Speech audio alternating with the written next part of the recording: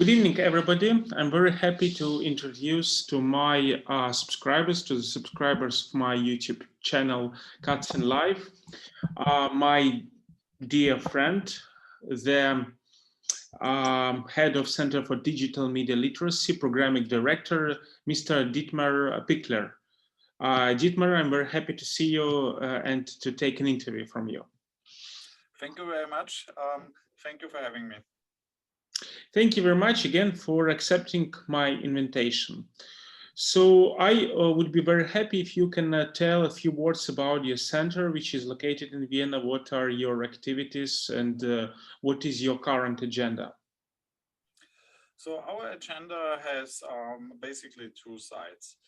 First of all, we want to raise awareness for the main topic of media literacy, which we see as one of the key skills, or if not the key skill of the 21st century.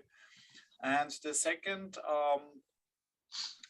path that we took is that we actually try to find a solution for the problem, not only to talk about problems, which is very important indeed, but also to find a solution. And our solution is that we provide short courses.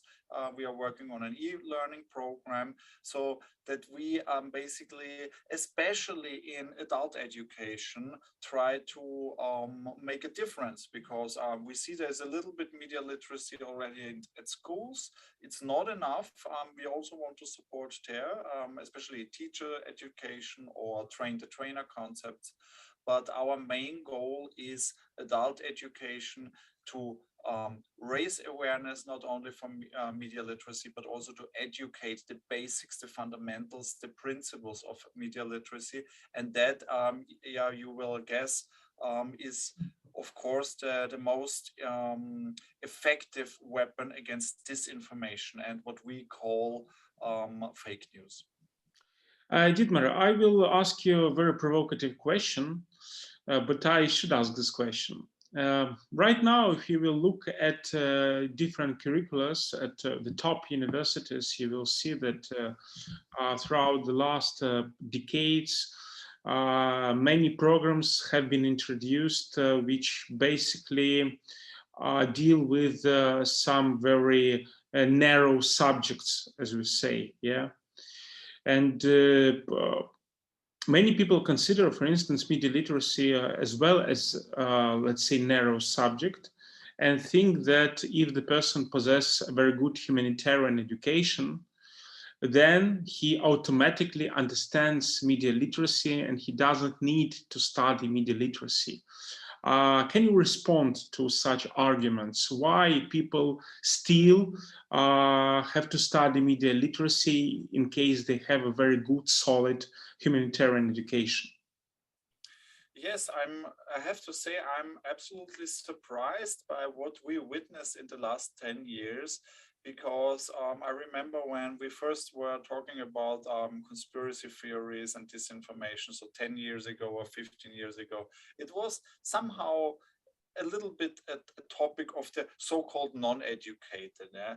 And then when science studied this topic a little bit more, we learned that it's not only about people with lower education, it's also with people, about people with higher education, even academics, even people teaching at the universities are also maybe spreaders of conspiracy theories, fake news, disinformation. And what I want to mention is that especially we have what we saw during the COVID-19 crisis, that we saw very smart people, educated in political science or in journalism, maybe, yeah, people we would call intellectuals, yeah, not politicians, real intellectuals. So people that basically work only, their work is only about thinking, about telling smart things. And they were spreading disinformation about COVID-19. They were suggesting homeopathy as a treatment instead of the vaccine, and some things that are evidence-based, not correct.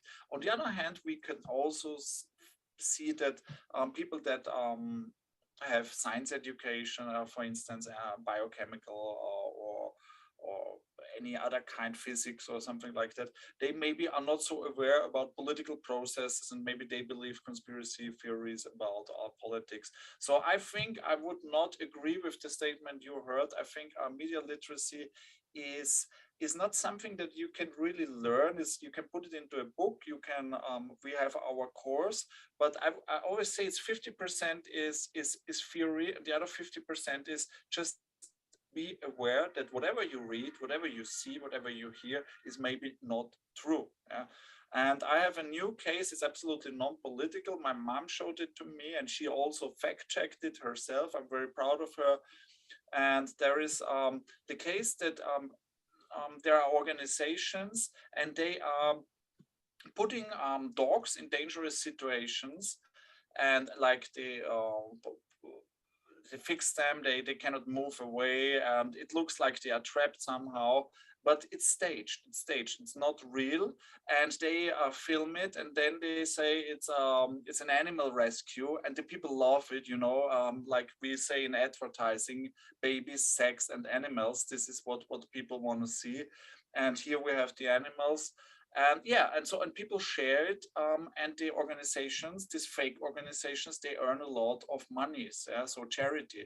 And I think this is how we can see that there are so many ways of disinformation, and if you are not educated, especially in the field of the topic of the disinformation, then you are in danger to fall for it if you are not media literacy educated or media literacy aware.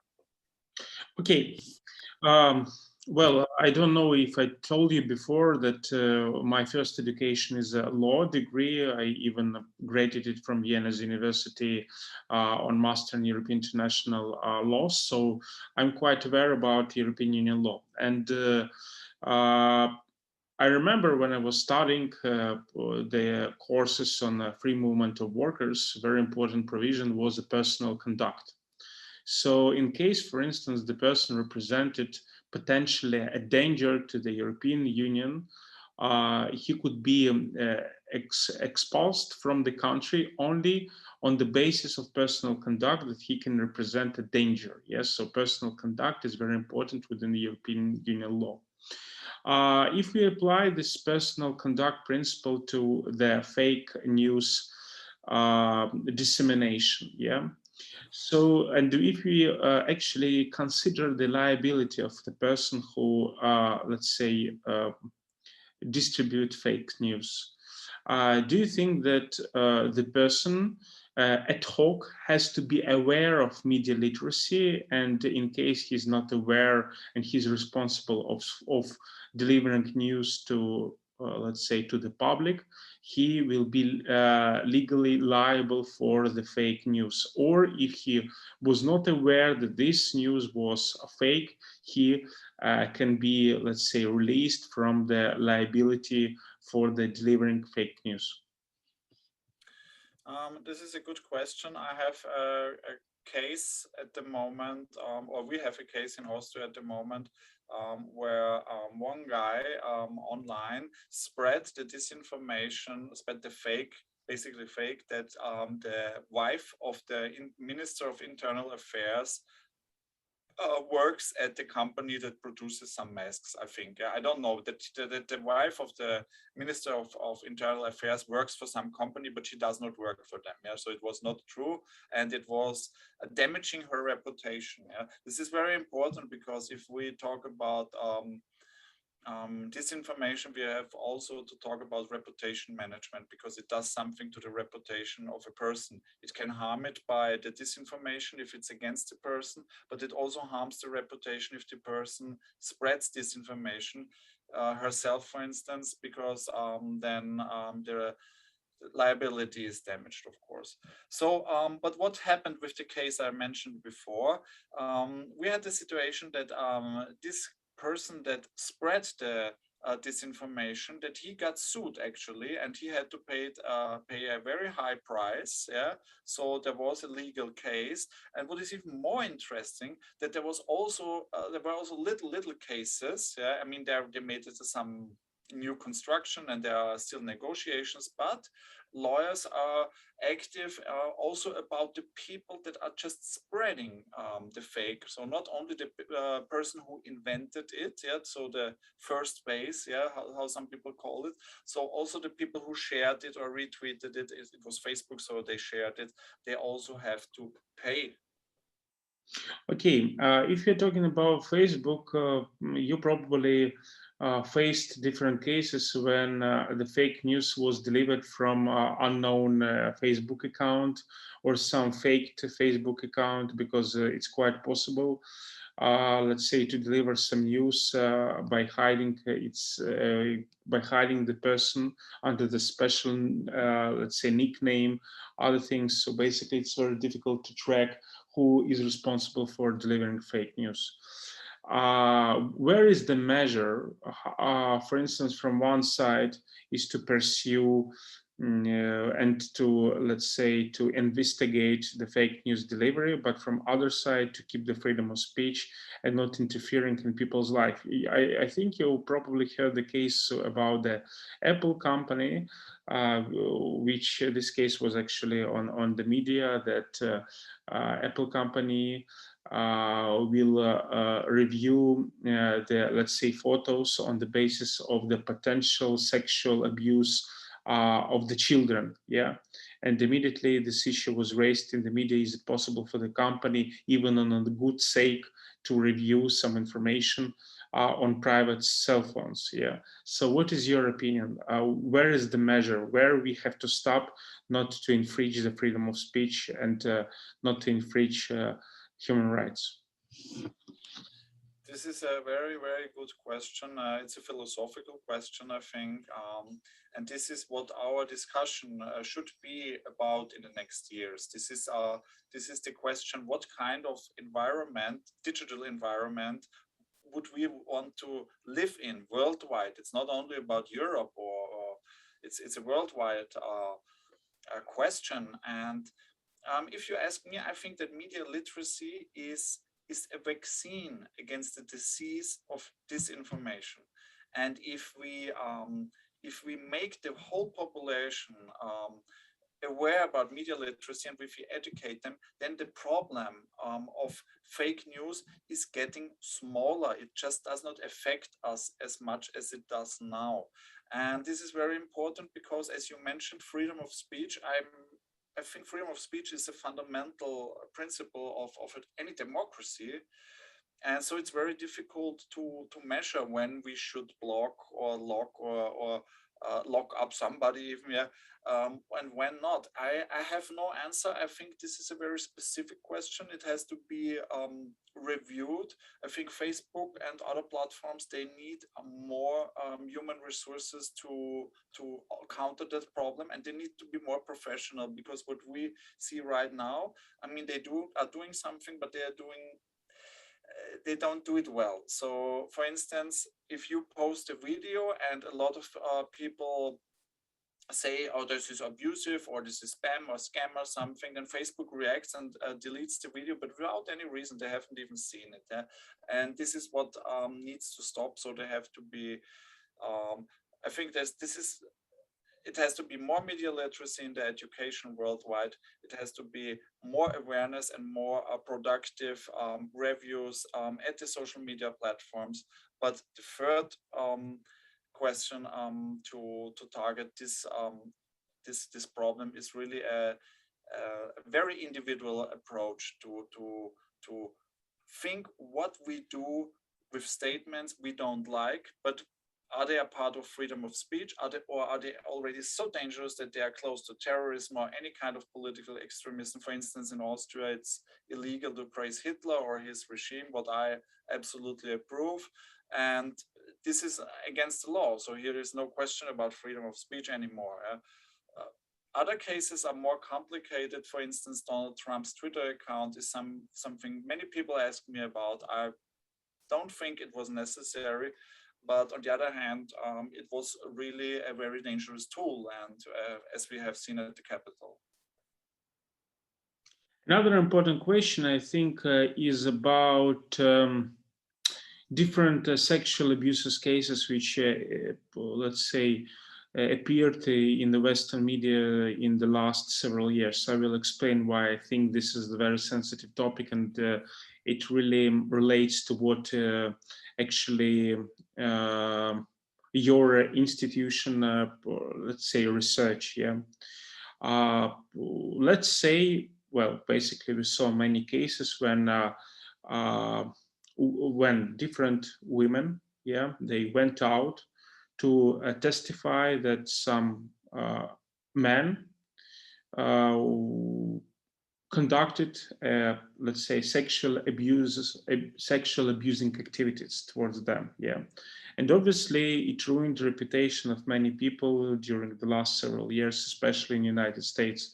We won't mention these cases, but you probably understand the cases about which I'm talking. Yeah. And obviously, when the women come out with such accusations, obviously the court and the public opinion protect women because this is, let's say, general trend of 21st century. Yeah. When you have, let's say, the maximum protection of human rights, especially female rights against male rights. But still, after 20, 30 years, you can't even, let's say, prove what is a false information and what is not a false information.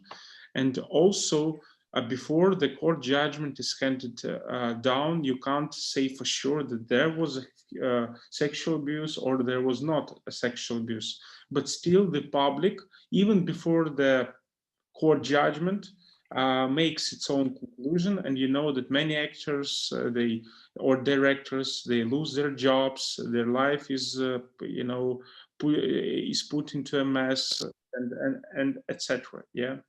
So how actually um, your institution can improve the situation, or can contribute in improving this situation? When, for instance, when, for instance, you read about, let's say, sexual allegations, yeah, which probably could, let's say, take place, but still there is no explicit evidence that there was sexual harassment.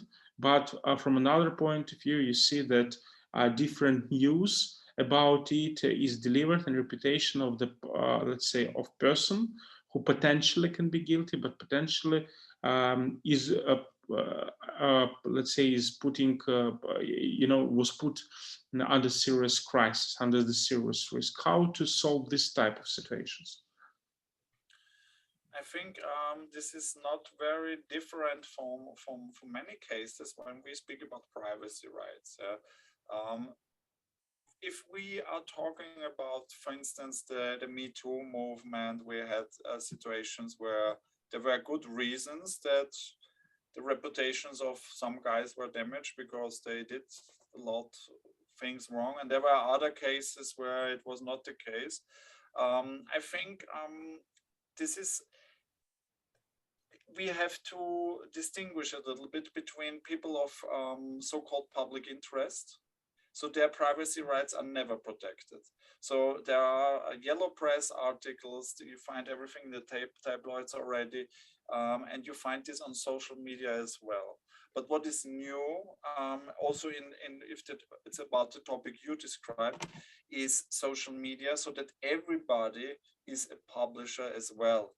And we know that some kind of allegations, such content goes viral. And for instance, if this is a mayor in a small town, or if it's a teacher, then it can be very damaging. Yeah, so there are fictitious cases, there are real cases, but you see there's a teacher and maybe a conspiracy of some, not conspiracy theories, or in this case conspiracy of some pupil students against him, and it's very easy to make a lot of damage, because after the case is solved and he is innocent, the PR or the publicity damage is already done.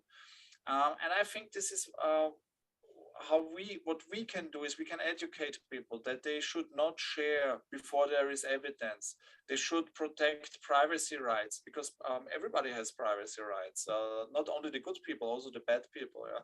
Even famous people have some kind of privacy rights. Yeah? Not, I mean, I can, if Arnold Schwarzenegger is walking outside on my street, if I'm as lucky as that, I can make a picture of him because he is a person of public interest. But there are some things I cannot do. I cannot publish his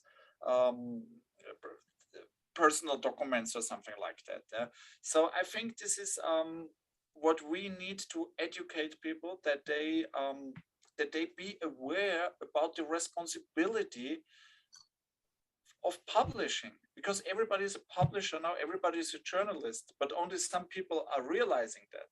So if I have 200 followers on Facebook and 100 on Twitter, which is not much, it can happen. It can happen that 1 million people see my tweet because the right person shares it, and then I'm a huge publisher and I reach more people than a lot of newspapers. And this is what we want to make people aware of, their responsibility. Also, if it's about what you mentioned before, if it's a case that is not solved anymore, we don't know if it's true, maybe it's just completely fake. Yeah? So better to think twice before sharing, because it also shows that a person is not media literate, and it's also bad for the reputation of the person that shares the nonsense content. I will stop on this point, and we'll try to develop it a bit. Now we live in the era when the information is delivered very fast, and basically the media outlets, they compete each other on the speed of delivering news. And obviously, frequently they don't think about the quality, they think about hot news, which can be quickly delivered, and basically they earn money on the speed of deliver the news. How in this situation, let's say, we can think about the media literacy when we have to deliver quickly news.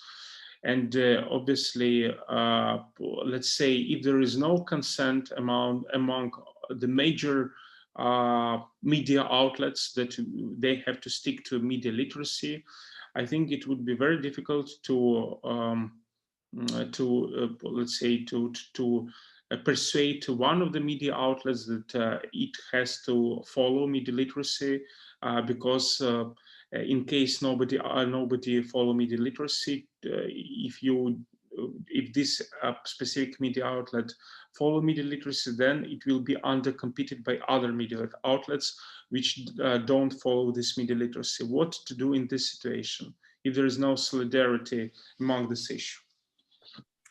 Yeah, this is very difficult, and we need to find a solution. We have a crisis of the media as well. It's not only about the so-called, what I call alternative media, what is a very established term in Germany. Also, that we have this usual so-called mainstream media, and then alternative media, which is completely filled with fake news.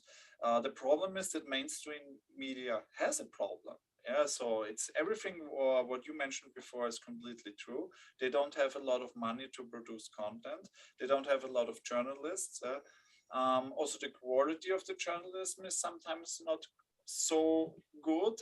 And another problem is that not all journalists are qualified to write about the topics they write about. Yeah, for instance, if it's about science or medicine, then it's very specific. Or if it's about international relations or international politics, you need people who are educated in that field. And I think that this is also the crisis of media literacy, because what I try is I educate people, use reliable sources, but the reliable sources are not as good as they have been before. So this is a double crisis. What I also think is very important, that we discuss this openly, that all the problems you mentioned before, that we talk about it, because if we don't talk about it, if we say mainstream media is the complete solution, everything is all right, just avoid fake news, disinfo on social media, and alternative media, then it's not true. It's also not correct, because there are huge problems, but it's still much better than what we see on this so-called alternative sector. Yeah? But if we hide the problems, then people are even more motivated in believing in fake news. And solution is almost impossible to find, because if the economy pays for the media, or if the business pays for the media, then the, people say media is influenced by business. If politics pay, it's paid by politics. The state is politics in many countries. So it's very difficult. The funding, it's all about the funding. And like you mentioned before, everything is about also about the reach, because they want to sell advertising. And online, it's very difficult to make money. It was print, it was much easier worldwide.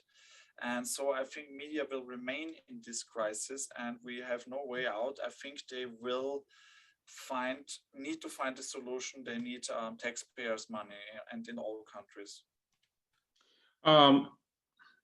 Except fake news, I think that also the serious danger is represented by the, let's say, manipulation of news. Yeah, the kind of propaganda when you, let's say, you have the true fact, but you hyperbolize this true fact in order to reach your specific political interests. Yeah. And we saw this type of manipulations now when there was a case in Afghanistan, when the United States evacuated its forces from Afghanistan, and there were deaths of some US citizens, which immediately was raised by the media outlets of major media, US media companies. And obviously these deaths, they were used in order to, let's say, devaluate the positions of President Biden in the United States. So basically they were used in political calculations, you know. And in this situation, how to avoid the manipulations which frequently media do in order to serve the specific goals. Does this type of situation fall under the scope of the interest of your organization? Yeah, absolutely. I think this is also very close already to disinformation. So these cases are part of our disinformation course, and the way to counter such stuff, I think it's very close also to understanding media. Yeah. So we have one part is understanding media, and or also you can use some techniques in debunking conspiracy theories, even if you're not talking about a conspiracy theory now, but you can ask the question, who spreads the article? What are his or her motives? And then you see, okay, it is completely biased. You have only limited facts. So if you make people aware that they understand in which context this whole information is delivered, then this is one part of the game. Yeah? The other thing is that there should be enough reliable information about the same case. So debunking and fact-based journalism is very important, that you say, yeah, this happened, but we have other facts. We have not alternative facts, but more facts. Yeah? And we know that you have to see the bigger picture and what exactly happened. And this is an incident that is not related to something. I'm not an expert in this case, but this is how it can work. So you have the complete information for the people that are interested, because if you deliver that information, if only 10 people read it, then they can talk about it online or offline, and they can also explain to other people what is really the case. So for instance, it's still, if you mentioned Afghanistan, I remember exactly after the US left Afghanistan, millions of times you could read Taliban Mujahideen is the same. But it's completely nonsense. Yeah. So Mujahideen is a heterogenic group of different fighters, and some went to the Taliban, some fight against the Taliban, but it's not the same. And the Soviet-Afghan war was a completely different cup of cake. But there is a lot of wrong history interpretations about the whole case. So simplifications, basically. yeah, yeah. And they think that everybody who has a long beard in Afghanistan is a Taliban, yeah, to say it very simple, yeah. And this is where education, only education can help, but a specific education. So media literacy can only guide you to the idea that you find the sources, that you, Wikipedia, by the way, is not so bad anymore. Yeah, so you have a lot of sources there. There are articles that are manipulated, but you can find a lot of stuff there. So you don't need to go to very specific sources. Yeah, the history about Afghanistan, I find a lot there, and you have good articles and books as sources. So we also educate how to use Wikipedia without getting manipulated. And I think this is these are two ways what you can do. But on the other hand, to be honest, simple populist messages, they are spreading, and sometimes I feel that there is not much we can do against it, because they are just faster, they are more easier to repeat, and they are very easy also to spread. Do you think that there has to be a specific governmental strategy to contract fake news? Yes, yes. Simply, yes. I think Ukraine does a lot in that field. They have media literacy education programs. They counter fake news. There's this information, a lot of information centers working on it. In Austria, we are still a little bit beyond, but I think that every country has to do the countering of disinformation on a state basis, and the European Union also, of course, as a bigger organization. I think the UN should do something, but it's very difficult. But because we know what kind of countries are part of the UN. Most of the countries in the UN are not democracies, by the way. So this is difficult. But if we want to develop a culture of true information, then we have to invest a lot also in governmental activities, but it cannot be enough. So the private sector has to do something, NGOs. I think it's such a big topic, schools, universities. I think it should be everywhere, and this would also not be enough, but it would be a much better situation than we have now. I feel in Austria, we are not prepared enough. In Finland and the Baltic states, Ukraine, they do more. Well, if we're talking about Ukraine, actually, I doubt it, and I will explain you why I doubt it. Maybe you heard that the president of Estonia came to Ukraine on different occasions, actually twice during the last month. First time she came to participate in Crimean platform, which was about to elaborate strategies how Ukraine can return back the Crimea Peninsula, which was annexed by Russian Federation. And second time, President of Estonia came yesterday or 2 days before to participate in the summit, yes, in Kiev. And during these two visits, the president of Estonia, she called her Estonian businessmen not to invest in Ukraine, but simply to trade with Ukraine. And she also told that Ukraine is way far away from European Union integration. And obviously, these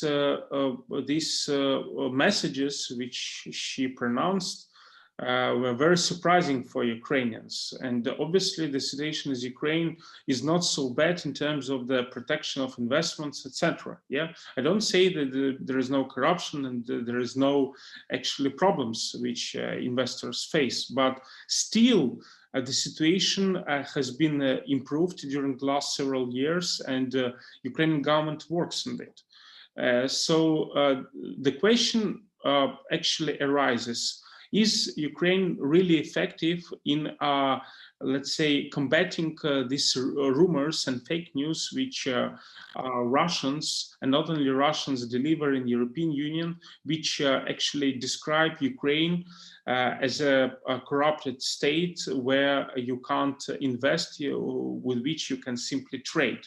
So maybe this is let's say, a fault of Ukraine not to combating such type of rumors and fake information, which at the end of the day affect, let's say, Ukrainian perspective to join European Union, and give an excuse for different European states to shut a door in front of Ukraine's eyes. Yes, I think the main goal of the Russian disinformation about Ukraine within Western Europe, and with Western Europe I mean everything that is not everything that is part of the EU already, is to spoil the relationship between Ukraine and the EU. And how can you spoil it? That you take a look, or do you find pieces of bad information of Ukraine? Maybe they can be true, but you spread it and you blow it up like it's much bigger than it is actually. And on the other hand, you can also create and invent information that is completely untrue. Yeah? And this is what happens. You create a kind of information environment where you find only bad information. And what also is very dangerous, that we know that repetitive information is more believed. So if I hear I say it clear, bullshit a lot of times, then maybe I think it's genuine information. And this is something that also happens every month in any kind of social media channels, but also in the media itself, on the comment section, for instance. Yeah? This is what the Russian propaganda is doing right now. They influence comment sections in Western media. There was a study from an Oxford Institute, I don't know the exact name. And then what they do is that they put their trolls there. And if there is an article, for instance, about Ukraine, then they write their troll comments, not only to influence the audience in Germany, France, or somewhere else, but also they take it, they make a screenshot of it, or they summarize it and use it for their domestic propaganda. So like they can say, you see, the people in France or in Germany, they believe like we believe. It's only their media that is manipulated against us. And what they also do is that they take some articles, put it out of context, and use it. And what makes me feel so desperate to answer your question is somehow that it's so very much easy to make damage with disinformation, with malinformation, because you cannot restore the reputation after the damage is done. And I think if we want to counter disinformation, we have to create an environment where all the bad news that are existing are not delivering anymore. Because if something is delivered already, it's very difficult to get another opinion. I know it. If I believe something, and I'm a media literacy trainer, but if I believe something, it takes a couple of moments to say, okay, I was wrong. Yeah, that hurts a little bit. Yeah? This is a psychological process. Yeah. And we need an environment where all this information is not even delivered. And the case about Estonia, I'm also very sad about it, because I like Estonia. I also studied there. And they, Baltic countries, are main allies of Ukraine, and like Poland. And if this is a very sad story, so I hope that we see different developments in the future. Mr. Pichler, and the last question I would like to ask you, because you also follow different elections in Austria, municipal elections, I'm sure, and parliamentary elections, and you know that in Ukraine frequently, I think not only in Ukraine but in other post-Soviet states, politicians, they use the fake news in order to combat and outcompete its competitors. And they use a lot fake news. They use a lot fake polls, which are delivered without mentioning which polling agency made these polls, etc., etc. So, and they use Facebook as an instrument in order to, let's say, deliver this type of fake news. Yeah. Is there any laws in Austria or any court practice which limit the number of fake news which are used by, let's say, politicians in order to outcompete its competitors? Oh, I think Austria is a good example because we are, even if we are part of so-called Western Europe, and now I'm talking about the old definition of Western Europe, so before the end of the Cold War, we have huge problems. I mean, our political climate and our political culture is not very developed. Yeah. Some people say we are the first Balkan country or something like that. And this problem with dirty campaigning, with the usage of bad information or even disinformation against other candidates, this is quite common. We have cases where the disinformation and the creation in a professional way of an environment against a specific candidate were so extreme and so harmful and also propagandistic that there were legal consequences. But I can tell you that usually there's a lot possible without any legal consequences. So I would really not say that I admire our political culture according to dirty campaigning and using wrong or out of context information against a candidate. So, I mean, for instance, if a Green politician, he was at McDonald's and they said they used this footage that he's absolutely not for the environment or something like that. So it's not only harmful for the political culture, it's also a little bit ridiculous, I have to say. Yeah? So I hope that what we need here, we need literate voting. Yeah, so we need voters that are not honoring this kind of activities. Yeah, so anybody. But what is another problem is that sometimes you can do it anonymous, and this is what happened in Austria. So anonymous sources created even Facebook pages against a specific candidate, and then there were legal issues. Thank you. By the way.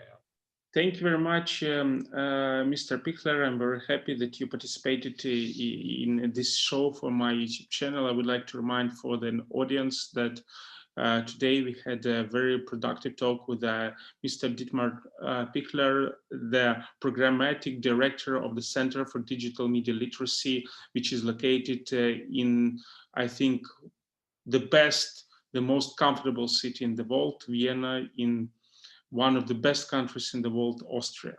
Thank you very much, Mr. Pichler. I'm looking forward to have an interview with you in the future. Thank you very much. Thank you very much. Good evening.